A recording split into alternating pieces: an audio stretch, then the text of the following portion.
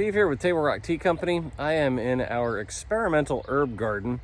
We've got 16 raised beds where we just kind of do little small scale, I guess, experiments, if you will. Trying out some things that we maybe consider growing just to see how they do, you know, how much water they need, how much they spread, all that kind of stuff. So I bought most of these last month, so I'm going to check on them now and we can kind of see how they're updating. This is the calendula. We are starting to get some flowers. Right now, not really impressed with calendula, and I'm kind of wanting to focus on perennials anyway. This one's an annual, but we are getting flowers, but they're very short-lived. So not too happy about that. Over here, we've got some eucalyptus that seems to be doing pretty well. Over here, there's a little bit of funkiness going on. I don't know if you can see that. So if anybody has any comments on what's going on with the eucalyptus there, that'd be great. And then over here, we've just got some rosemary. This is mostly for making starts. We know we're going to plant rosemary for sure. Over here, we've got yarrow that's growing, and that's starting to pull through a little better than when it started, which was good. This is one of my personal favorites over here, Spilanthes. We've got some of them that are flowering now. Spilanthes, the toothache plant, absolutely love it. It is definitely a very unique plant and has certain unique uses for sure. But I think that's one that we're going to start growing here. Coming around now, I'll get out of the shadow here. This is our sage, and that seems to be doing well. Again, we're just building these up so we can make some cuttings from them. Moving over here, we've got fennel. Now, when I bought this fennel, I didn't realize, but thankfully we got the right one. We're looking for fennel seed, not fennel bulb.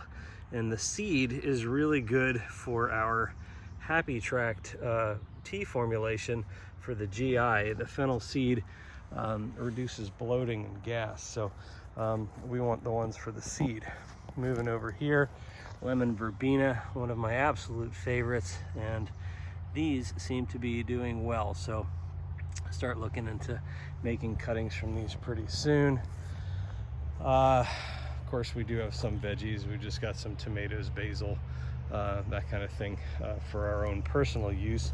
Then over here, these are starting to finally come back, but these are licorice. So that's one small one. There's a bigger one over in the corner, and another one over there. But yeah, that's licorice. These are going a lot slower than I anticipated. And then finally over here, some German chamomile, which I know will be growing, and this stuff looks really pretty great. So yeah, that's kind of an overview of our experimental garden. Like I said, this is just an area where we wanted to set it up so that we have these little sort of test plots, you know. That way we just have 4x4 area. We can see which ones do well, kind of how much they spread before we go ahead and plant them over there in the dedicated raised beds. So that's kind of the gist of it. I know that many of you grow herbs. You've been doing that for a long time. We're relatively new at it. Again, we're a tea farm, so we've got most of our time and efforts on growing Camellia sinensis. But now we are starting to branch out, growing the things that we use in our herbal tea formulas and even just the inclusions for our regular tea blends. So if you guys have any kind of suggestion on what we should grow, again, a couple of things.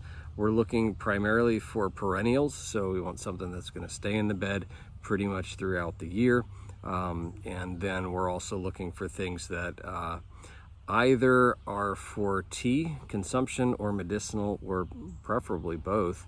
And so, yeah, if you got any suggestions, we are in Grow Zone 7, just so you know. So thinking back on it, I'm not sure how the eucalyptus will pull through, but anyway, that's the gist of it. So certainly if you have any suggestions, put them in the comments below. As always, please like and subscribe. There's a subscribe button down there. Make it easy for you. Most of our viewers are not subscribers, and it doesn't cost you anything. It's super easy and it helps us out a ton. So if you want to keep seeing videos like this, I'm still make them, whether you subscribe or not. So not much of a threat there, but we would appreciate you subscribing. So thanks again for watching. Stay tuned to see what else is brewing here at Table Rock Tea Company.